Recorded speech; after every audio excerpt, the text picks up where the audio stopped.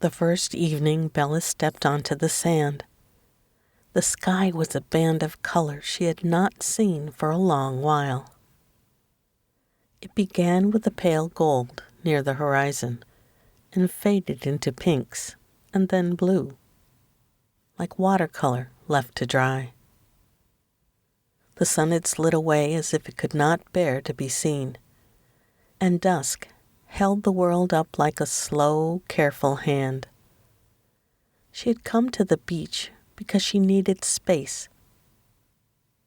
People had told her that as if it were a medicine you could buy and swallow and have it work in an hour. They said time, distance, fresh air. She had tried the first 3 in the months that followed, the things that changed her life. An abrupt end to a job she had invested in, a friendship that had shifted into something that was no longer there, and the quiet personal reckonings that arrived with each small failure and each small truth. She had learned recently that watching can be both a shield and a way in. On the beach, she watched the sea. She watched the way dusk allowed a whole day to fold up without needing to explain itself. Bella was 28, tall enough to reach the high shelf in her kitchen, and small enough to still feel the pull of a laugh in a crowd. People called her thoughtful. She called herself a person who watched light. The sand was cool under her bare feet. Her shoes and socks were tied to each other and slung over her shoulder, the way she had worn them when she used to walk through cities and not care about getting wet.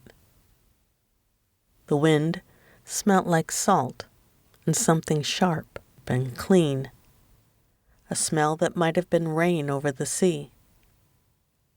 A quiet group of clouds rode the horizon. No one else was nearby. It felt like someone had left a space open for her. She walked slowly. Her thoughts had a rhythm that did not match her steps. They were looping memories, by now smooth from repeated attention. A meeting where she had spoken too quietly. A goodbye that happened without a single explanation. The small, humiliating details that keep a person awake.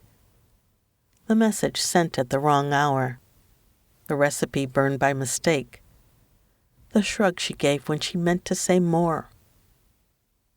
She stopped where the dunes leaned into the shore and sat on a drift of smooth, dry sand. The place smelled of time and old rope. A gull circled, distant and precise. Her hands were empty. She let them rest in her lap and watched dusk grow like a soft thing gathering itself. The world felt very patient. "Beautiful," a voice said. Bella looked up. He was standing a few steps away as if he had arrived with the same intention of staying quiet. He had a jacket thrown over one shoulder, dark hair that caught the last gold of the sun, and a presence that did not demand attention so much as ask for it. He was about 30. His face was open and friendly, with a softness in the eyes that suggested he had lived through things, not that he had been hardened by them. He carried a small canvas bag. There was an ease to him, like someone who had walked this beach before and knew how to listen to it. "Hi," Bella said. She found herself smiling despite the weight she felt.